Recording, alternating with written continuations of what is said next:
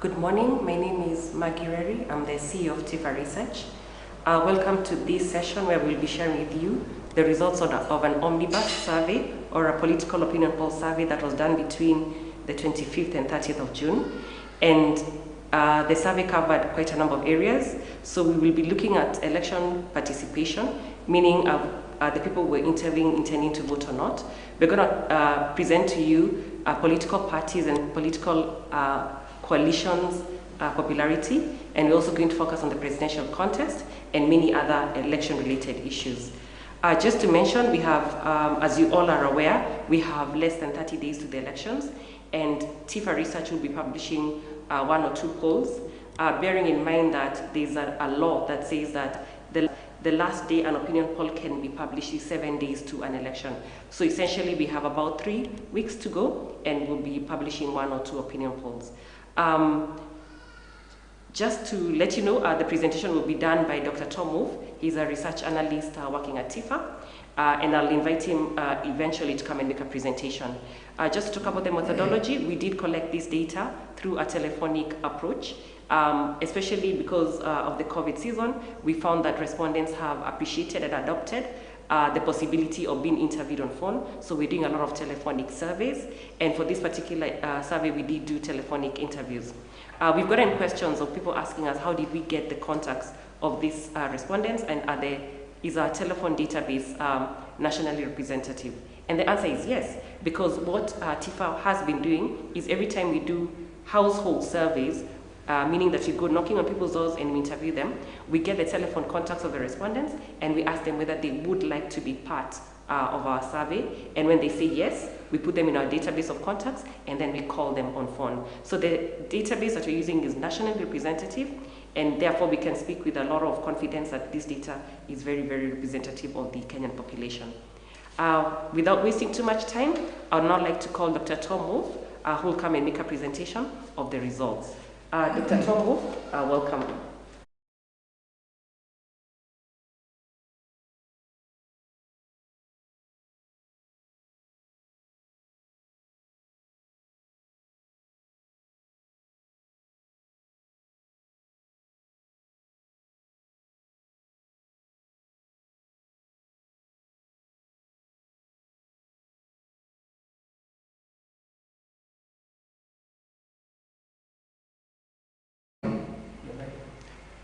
Thank you, Maggie, and good morning, everyone. As Maggie said, we have less than 1 month to the election, and even if that seems like just a few days, as fast as they are zooming past, things can certainly change. And as Maggie also said, the data that is the basis for this release today were collected in the last week of June.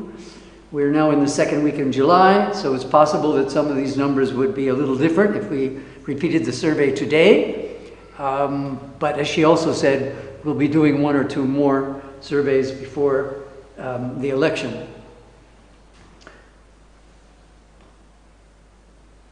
As she also said, this release today covers the topics that you can see: voting status, political party and alliance or coalition support, presidential contest, some evaluations of Jubilee government performance and of the president's performance, and a few other correlations.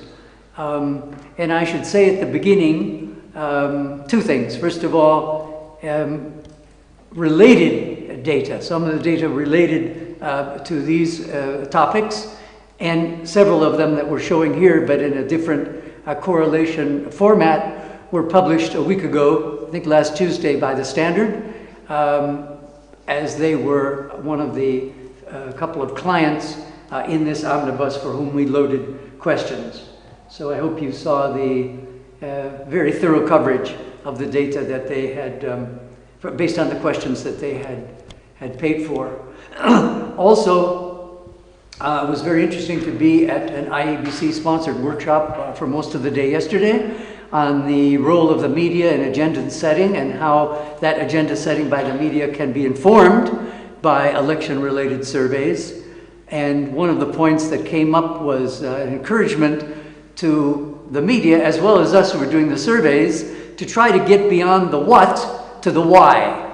that is not just who is leading or how much different candidates or parties, how much support they have, but why across the country and even within different communities in Kenya, certain people are attracted to one candidate or party or another. And that's, in a way, a kind of an academic political sociology analysis, but we hope that we'll at least indicate today in some of our results some ideas about that. So we can then have a discussion.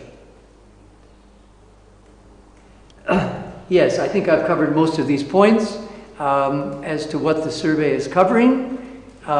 Just the last point at the bottom here, that in the last couple of weeks since our previous survey in the middle of May, we've had the finalization by IBC of the presidential ballot slate, so that we now have a total of 4 candidates. That is, in addition to Raila Odinga and William Ruto, we have 𝗔𝗕𝗢𝗪𝗧 and David 𝗔𝗕𝗢𝗪𝗧.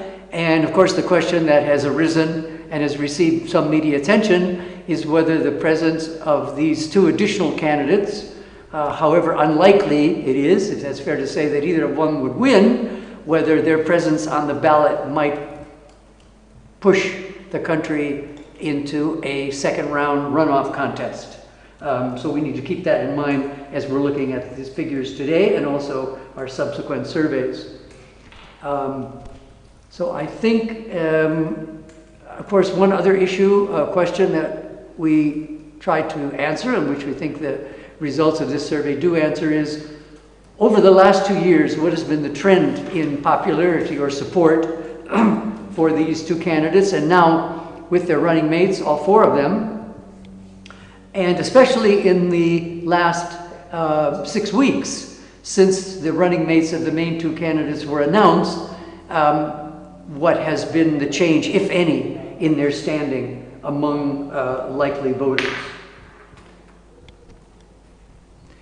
So as Maggie said, the first sort of section or topic that we addressed is on voter registration status.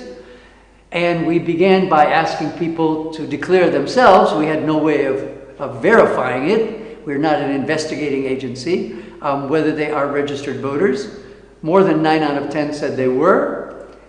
Slightly more men than women, and slightly fewer younger people, 84% rather than up in the higher 90s for those in higher age groupings.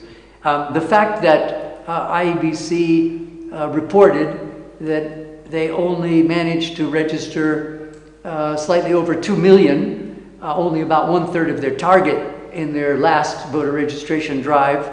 And they stated also that they were particularly disappointed that they didn't get more response in terms of registering from younger people. I think these figures bear that out. Even if we know that if there are just over 22 million registered people in the country, 94%, and we know from census data that there are about 85% of people in the 85% of the adult population are actually registered based on the census data, as I said. So we know that some of these people, some of our respondents, were not entirely honest about their registration status. Perhaps they wanted to look like good citizens, but nevertheless the variation does indicate the reality that we know. To get a little better feeling of who was registered, we then asked people if they could name their voter registration, their place of registration. Sorry, before we get to that, this just shows the spread of registration across the country through the 9 zones that we use, with a high in Lower Eastern and also Western, 97, 96%, and the lowest figures in the Coast and South Rift. And then, as I said, we asked everyone who said they were registered if they could name their polling station, and not everybody could. And you can see the distribution, slightly more men than women who could name their polling station. Now, we should say that the fact that they could not name the polling station doesn't mean that they definitely lied to us about being registered. I think there are at least 2 reasons why some people legitimately couldn't name their polling station. Some people might know very well where it is, but just in the in the situation of the interview, they couldn't remember the name, whether it's a primary school or whatever it is. Second, some people in the last year have sought to transfer their place of registration from one polling station to another for whatever reasons of convenience. And we saw at the forum yesterday, or I think it was on Citizen News last night, I think only about 1/3 at the most, maybe even lower than that, people according to IBC had checked the register electronically to make sure that they had moved. So some of these people who are definitely registered, as I say, probably didn't give us the name of their polling station. They could not because they hadn't yet verified whether they had successfully changed their place of registration. I recall before the last election, IEBC put out an SMS number so people could use their phone and just key in that number, send the message, and get confirmation that they were registered. I think someone told me yesterday that that has recently been done, but we need to check that. For those few who admitted, just 6%, that they were not registered, we asked why. And you can see the distribution of reasons. Almost half said that during the registration periods, 43% were too busy. 1/5 of those, 19%, who said they weren't registered, said because they've never had an ID or a passport. Slightly fewer said that they just lack faith that whoever they vote for will make a difference in their life. 5% of them said that they didn't have faith in the integrity of the electoral process, and another 5% said they had had an ID or a passport at some point in the past, but they had lost it, hadn't been replaced. Maybe like me, they're waiting for their Huduma ID. And then there were 16% who didn't give a response to this question. Of all those people who declared they were registered, we then asked them how likely they thought it was that they would actually vote on 9th of August. And we read out these responses, that they would definitely not vote, they probably will not vote, they will probably vote, and they will definitely vote. And you could see those who said they will definitely vote is slightly over 2/3 at 70%.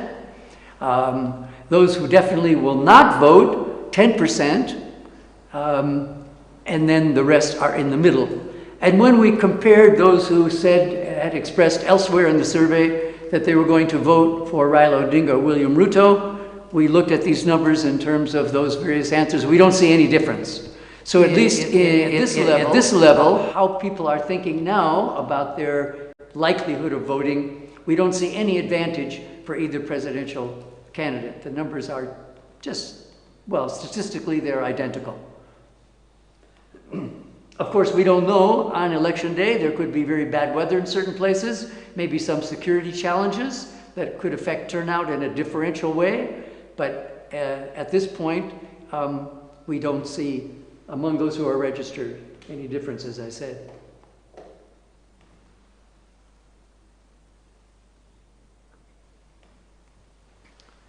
Across the country, the same question, disaggregated the declared likelihood of voting, highest in Nairobi, Nyanza, and Western, and lowest at the coast.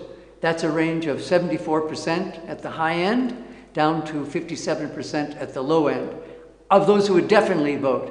Now, if we take the example of coast, the 57%, and we add to it the 18% who said they will likely vote, that takes us up to 75%, as opposed to 85% if we combine those two categories for Nairobi.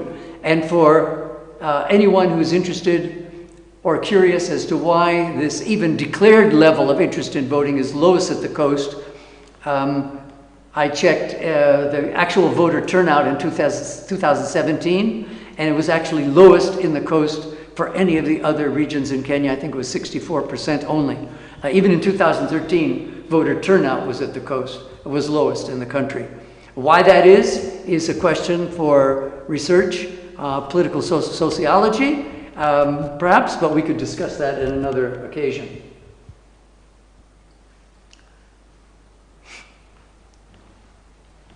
Now, just for fun, perhaps, those who had said they were not registered were asked that question as well. There were only 85 of them, but interestingly, only between 1/2 and 2/3 of those who are not registered, who told us they weren't registered, said they definitely will not vote.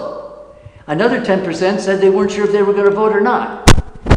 And 11% said they definitely would vote. Now, maybe, Maggie, if we asked this question next time, we would say, by the way, how are you so sure you're going to vote if you told us a minute ago that you're not even registered? Maybe they have a way of voting that nobody else knows about.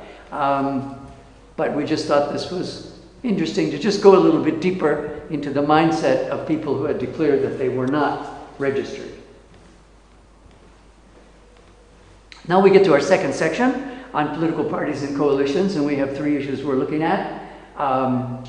First, their alignment to a political party, not membership, but just which one they support.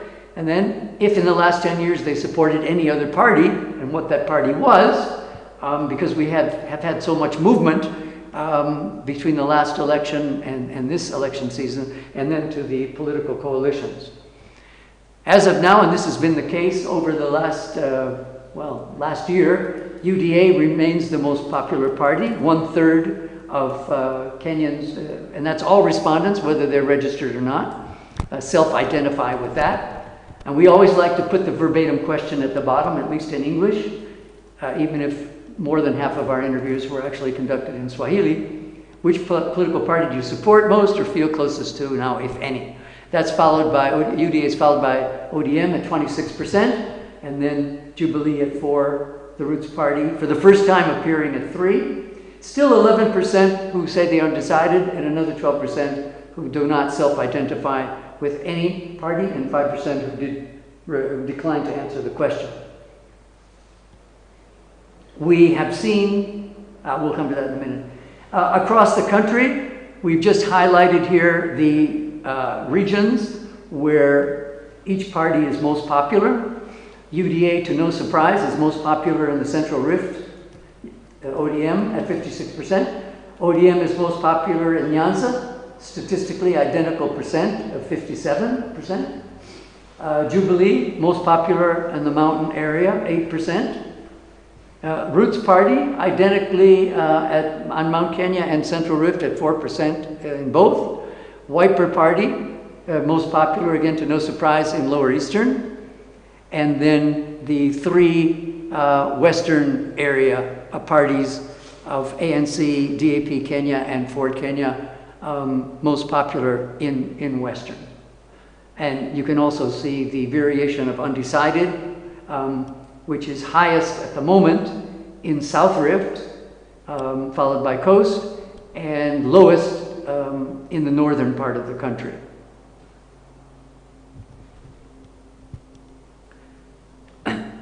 When we looked at the parties, or the distribution of political party support among 2 groupings in our sample, that is, people who later declared that they intended to vote for Raila Odinga or William Ruto, respectively, we see, not surprisingly, that the parties of which they are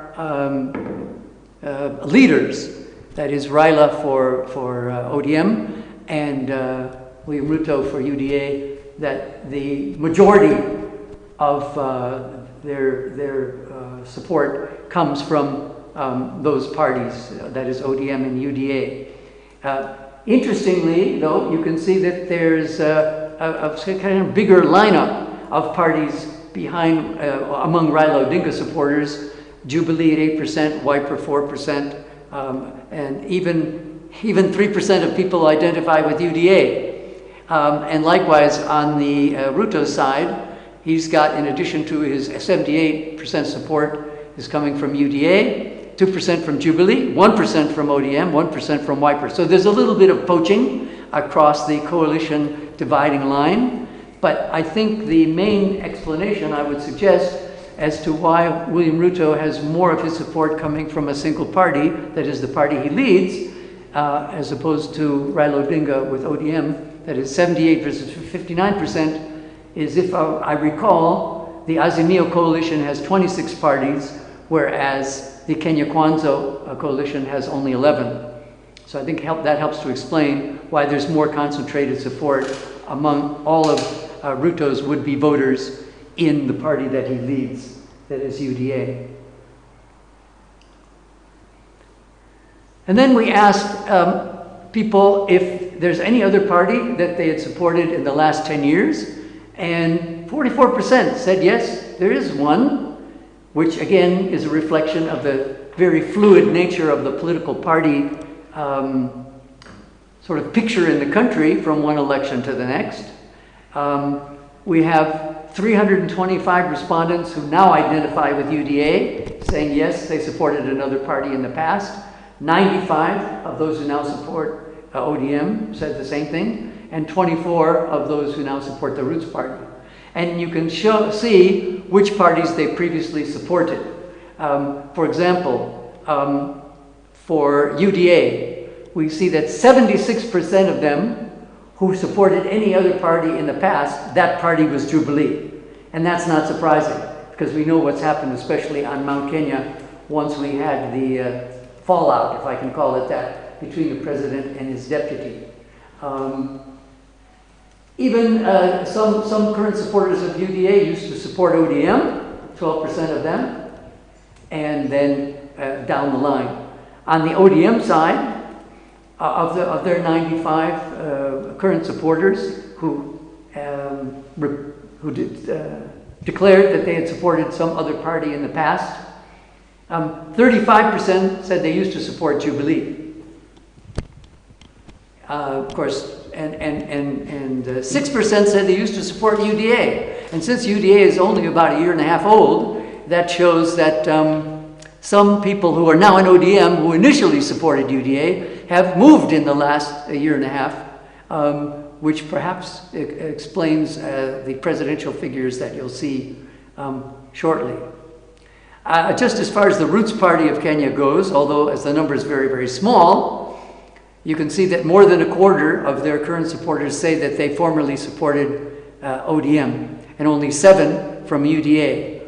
So we could read into that a tentative hypothesis that presidential candidate 𝗔𝗕𝗢𝗪 is poaching or winning over more supporters from Raila Odinga and ODM than from William Ruto and UDA. Not to say that's his intention. Obviously, he just wants to get as much support as he can. Over the last 2 years now, from June 2020 to June now, we can see a number of fluctuations. We've been tracking this in terms of political parties. And as I said last time, so I can repeat now because this reality hasn't changed, the main or most striking change here is the collapse of Jubilee from 40% 2 years ago to just 4% now. And the other, of course, very striking thing is the rise of UDA from nothing at the end of 2020 to being the most popular party now at 33%.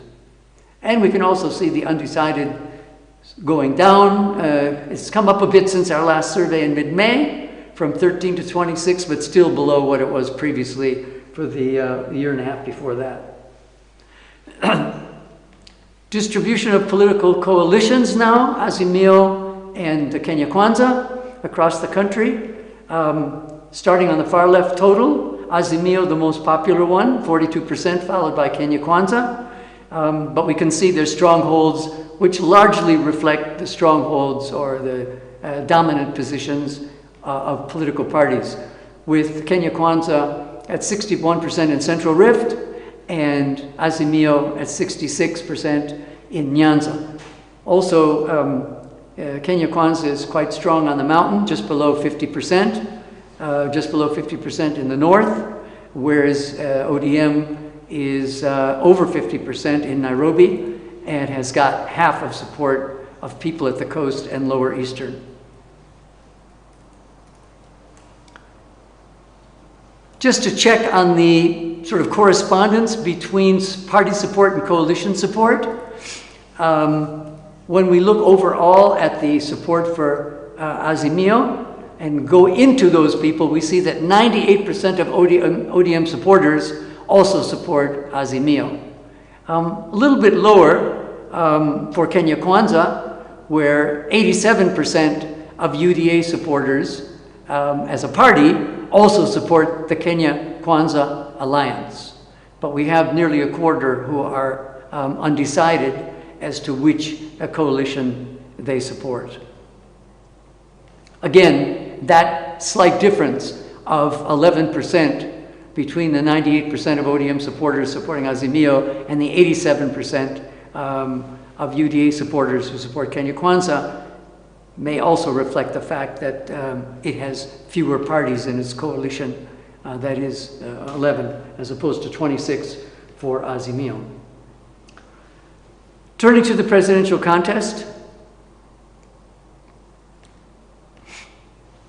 we first asked how important our respondents thought the choice of a running mate was to the presidential candidate in terms of getting additional votes. And we see that overall, across the whole sample, 2/3, 68% said it's very important, 12% somewhat important, and only 15% didn't think it's important at all in terms of who can win the election. However, interestingly, those who said they were going to vote for Raila Odinga, quite a larger percentage were of that view, that the choice of a running mate, in this case Martha Karua, is very important in terms of their support for him. Whereas only 62% of those who said they would vote for William Ruto thought that his choice of a running mate was very important. And these are reflected also in the fact of another question that we asked, and that is, how satisfied are you with the choice of a running mate by the presidential candidate that you are going to vote for? And among Odinga supporters, 9 out of 10, 90% said that they were very satisfied, not somewhat satisfied or dissatisfied with the choice of Martha Karua, whereas only 2/3 of those who said they were going to vote for Deputy President Ruto had that opinion. That is, that they are very satisfied with the choice of Rigathi Gachagua as his running mate. Doesn't mean they're not going to vote for him. They still said they were going to vote for the DP.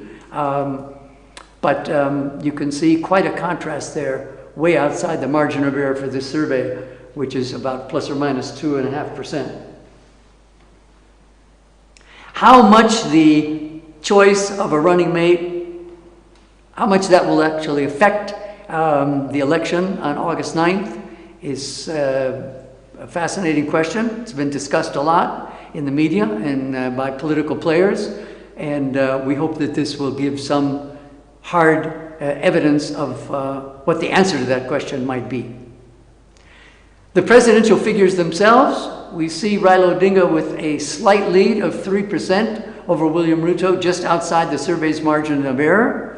And for the first time, the appearance of George Wadjakoya at 4%. And then we have another 14% who didn't give us an answer to this question. ±2.7 is the margin of error. So as I said, this a lead of Odinga's is just barely outside of that margin of error, but still measurable. Across the country, the Raila Karua ticket pair scores highest in Nyanza, 2/3, 68%, quite high in Nairobi at 58%, a clear majority. The Ruto Gachagua ticket scores highest in Central Rift and quite high in Northern Kenya. And the Wadjakoya Wamai ticket highest in South Rift and in Lower Eastern, followed by Mount Kenya. Again, whether that percentage as of now overall by Wadjakoya and Wamai of 4% is enough to throw the election into a runoff contest remains to be seen. But for the two main candidates, it's not surprising that they have the highest ratings in their home areas, even if we know from census and other data that both Nyanza and Central Rift are multi-ethnic, and therefore those figures are nowhere near 100%, even aside from the ethnic factor.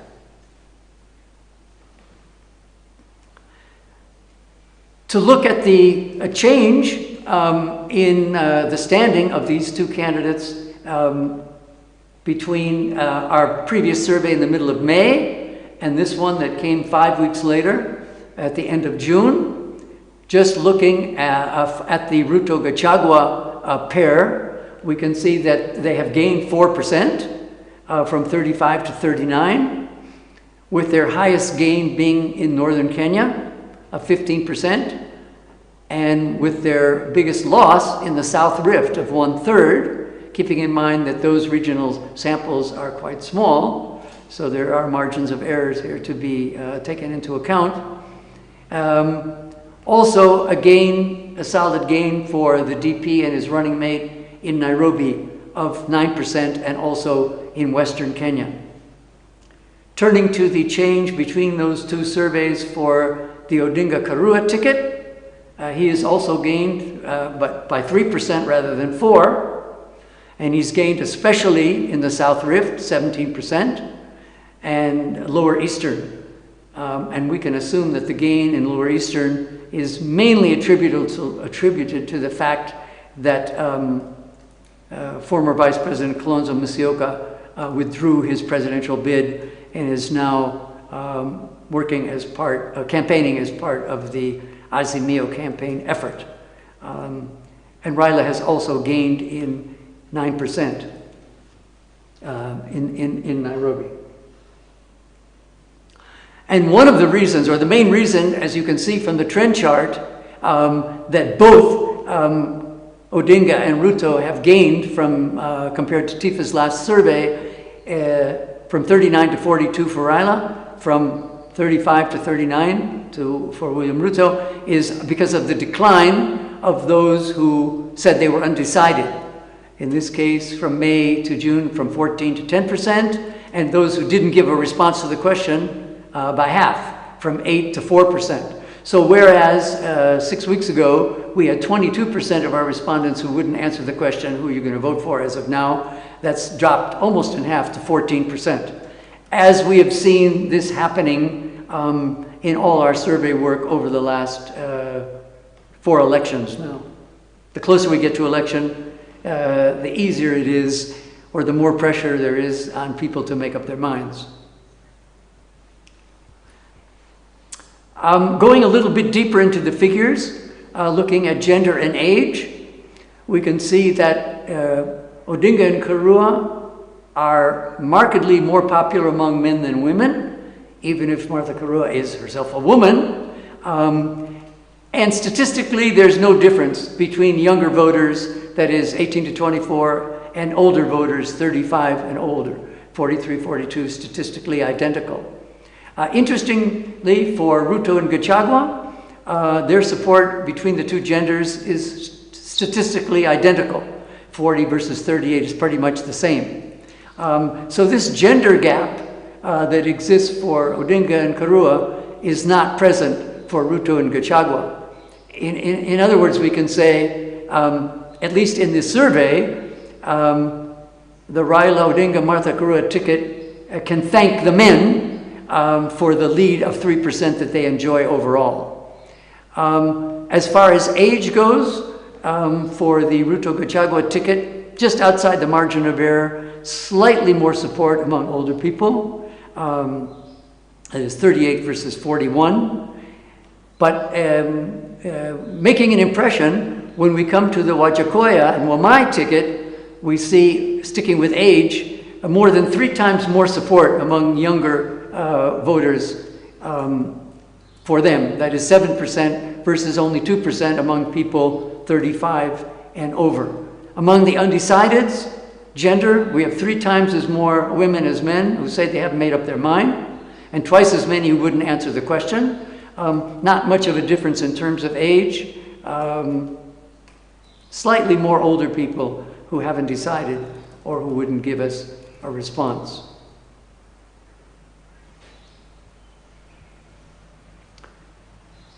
Again, looking at the trend over the last 2 years by gender, as Raila Odinga and now with Martha Karua's support has risen from its low point a year ago when Raila was only at 11%, the gap between the genders has basically not changed. It's been about 10% ever since the end of 2021 and throughout this year, February, April, May, and now June. So notwithstanding a lot of attention to the presence of Martha Karua on the ticket in terms of attracting votes from women, we don't see that in our data. What we do see is an increase in their standing of likely voters for both of them as a pair. Even if, as you can see, going back to November of last year, Raila started to rise steadily even before it was known who his running mate was. We were having a discussion about this issue yesterday at the forum, and I had suggested that if there's going to be a gender impact of Karua on the Raila Karua ticket, it might not be in survey data, but it might be in voter turnout on the day, in terms of the commitment of women, or it might not. I mean, we won't know until we see what the voting data is. As we saw from our data from just this survey, over the last 2 years, there really hasn't been any gender gap for William Ruto and now with 𝗔𝗕𝗢𝗨𝗧 𝗡𝗲𝗄. It's been pretty close, fluctuating a little bit, sometimes more support from women, such as in November 2021. I guess that's the only time that figure was above that for men, but not nearly the margin that we saw in this previous slide, above 10% for Raila, and now Raila with Martha. It's much closer to gender parity for William Ruto. In terms of income, we see just a very minor contrast here, where supporters of Raila Odinga and now Martha Karua slightly better off than those of the deputy president and his running mate, 𝗔𝗕𝗢𝗨𝗧, but really almost within the margin of error. For example, if we just take those who reported, and these are just household heads, because we can't compare household heads with household dependents. We have, for example, 21% who reported that they're earning more than 20,000 shillings a month who would vote for Raila Odinga, and 18% earning 20,000 shillings above who said they vote for William Ruto. And at the lower end of the monthly income, that is nothing to 5,000, we have 31% who said they would vote for Raila Odinga, 33% for William Ruto, and now with his running mate. Again, these figures are so close, we can't say that there's any wealth basis or poverty basis of political support for this choice of the two presidential candidates.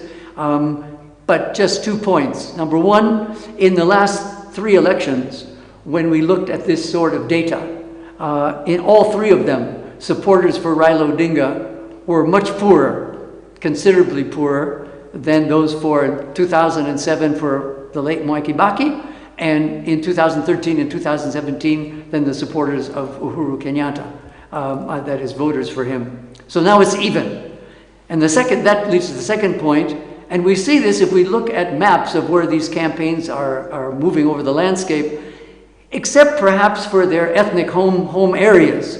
They're competing for the same voters with basically the same economic messages, because they're appealing to people who are in the same economic condition, largely, at least in terms of monthly income, which is quite different from politics in many highly developed and economically stratified countries. Evaluations of the Jubilee government and of the president. We first asked our respondents to name 2 successes of the Jubilee government since the last election, and we made this comparison of Ruto and Odinga supporters. We see very little difference, both of them by a majority or almost a majority identify infrastructure. More of Odinga supporters identified peace and security as one of the two answers that they could give to this question.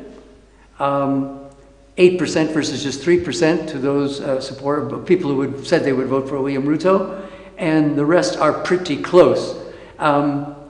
Please, I'm sorry I have to say this, but when people in media, when we report this data, don't say that only 2% of Kenyans think that jobs and employment was a success of Jubilee.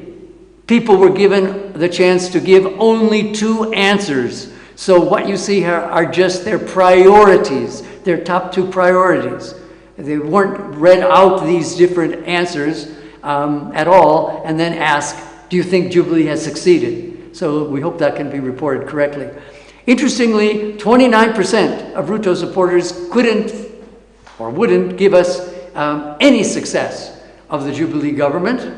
And I think we know the reasons for that. But even a fifth, 22% of Odinga supporters were unable or unwilling to identify any area of policy implementation success of the outgoing government.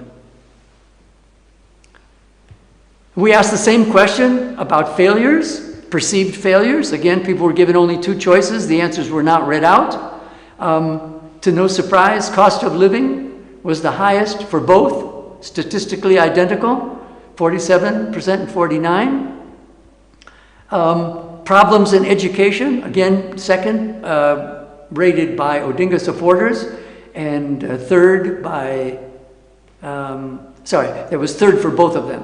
Because second, economic growth was noted as a failure by 22% of Ruto supporters, 17% of Odinga's. Yes, education was second for Odinga supporters at 19% and third for Ruto supporters at 15%. We know there's been a lot of problems in the education sector, disruption and so on. Corruption, slightly more Odinga supporters mentioned that than Ruto supporters in terms of the government's failures to deal effectively with corruption. Jobs and unemployment, rather more, 5% more of Odinga supporters mentioned that. The rest are basically the same. A little difference with agriculture, slightly more Ruto supporters mentioning that, 6 versus 4% of Odinga supporters, and the same figures for peace and security, and of course, divisions in the government, leadership wrangles. But remember, again, sorry to repeat, we only gave people a chance to give two responses.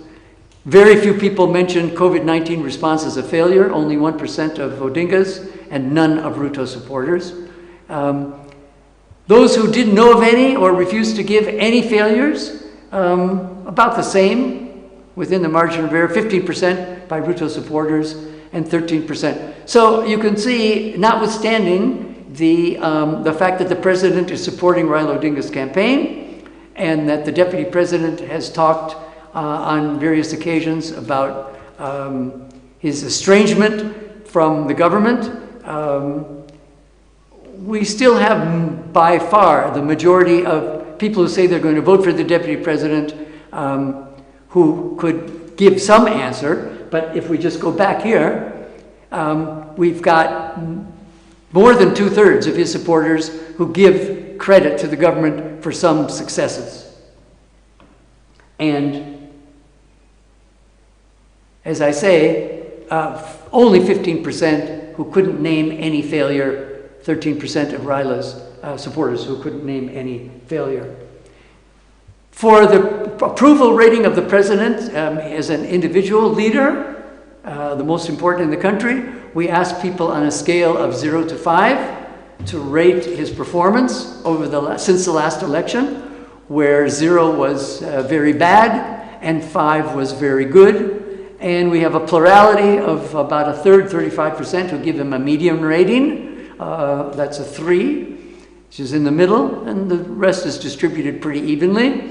When we look at this approval rating through the lens of people's preferred next president, at least looking at the two main contenders, we see that more than half of Odinga supporters give the president a rating of 4 or 5. That's good and very good combined. And only 29% who give him only 29% of Ruto supporters give him that top rating. And then conversely, we only have a fifth of Raila's would-be voters, 21%, who give the president the worst rating, or the combined of bad and very bad. But again, slightly more than half of Ruto supporters who give him that very bad rating. So we can see that notwithstanding the current contest for power and the position of the president in that contest on Raila's side, we don't have an overwhelming contrast of a 0 versus 100 in terms of these ratings of the president's performance, which shows that even a highly polarized pre-election environment, some people on each side are able to take the contrasting opinion from what most of their fellow presidential supporters are taking. Finally, a few other correlations that relate to the election, as Maggie had said. We first look at level of confidence in the IEBC to manage a fair and honest election. And we see that somewhere between half and 2/3, 60% overall, have the highest level of confidence. They're very confident. Only 17% are not confident at all.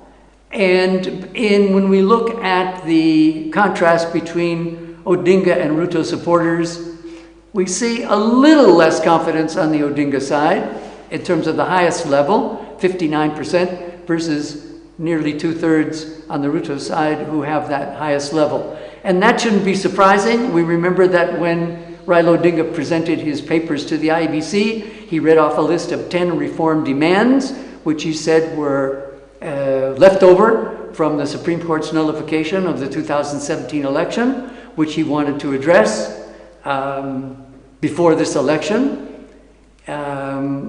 We've even heard the Deputy President in the last couple of days challenging Raila Odinga to boycott this election if he's not satisfied with the level of IEBC preparedness. We've seen their disagreement over the voter register, which seems to have been worked out now. But in our next survey, closer to the election, we'll want to track this over. Ideally, all Kenyans should have 100% support in IEBC, in the electoral management body, whatever their intentions of voting. So we see that even if there's not much difference between the two main candidates, IEBC still has some work to do in convincing Kenyans that they should benefit from a complete level of confidence in the way they're going to administer this next election. After the election, of course, there's the possibility of a petition. And so we thought it's not too early to ask this question as to how much confidence Kenyans have in the Supreme Court to deal with a petition without any outside interference or bias, which was the question. We get almost the identical figures as we had for level of confidence in IEBC. 60% overall said yes, and this was just a yes or no question. A quarter who say no, that they don't have that confidence. And again, there's, well, even less of a difference between supporters of Odinga and Ruto in terms of their view of the Supreme Court's ability to handle any election petition, basically mirroring the national figures. Again, we would like to see these positive figures at 100%, but we know that that's unlikely. And even if the Supreme Court showed its independence, both in the 2017 petition that nullified that election, and then more recently in the BBI case, where it had approved some of the claims in the petition and rejected others. But again, in the next survey that we'll do closer to the election, we'll see if these numbers change at all. And then finally, I think, we asked a more general question. What do Kenyans think is the main motivation of people who contest elections, whether it's for president, for MCA? And we gave them two choices. We didn't ask them just openly. We read these out. A, for the benefit of their community and their country, or B, for their own personal or family interests. We did not read out not sure as a choice, but of course it was there for capturing the data. And we see a slight majority, 53%, have this, I would say, a negative view, that they think the main motivation for people to contest elections is for their own interests. Only slightly more than a third, 38%, believe that their main interest is for the benefit of their community and country. And you can see in the question, we didn't make any distinction between people who run for one office or another. Between the two political parties, people who support them, no difference statistically. Looking at the supporters for Odinga versus Ruto, we see a slightly higher percentage of Odinga's supporters who think that these political or electoral contestants do it, stand for their own benefit or their family's benefit. 55% versus those who say they're going to vote for the deputy president. Not huge, but a measurable difference, which we could maybe discuss the reasons behind that in another forum. So we hope that that completes the presentation, and we hope that anybody who has questions will get in touch with us. Perhaps just a very quick review of our methodology, as Maggie said, when the data were collected, the zones which we are using, and we are happy to see one other survey company using the same units for data presentation now. The respondents, the number, and the margin of error. And then in the release which will be sent out, you will see, if you have forgotten, which counties are in which of our zones. As required by the publication of the Electoral Polls Act, we reported that information on the sample and also education level. We also show our distribution by zone, by setting, urban, rural, and by age, even if that's not required in the Act. So we look forward to helping you in any way you can when you're reporting the data. Although it's a holiday today, we hope everyone is enjoying it, especially our Muslim friends. But everybody else is also having a day to relax, if that's what they're doing. But we will be available to answer any questions as you prepare your reports on this release. Sante ni sana.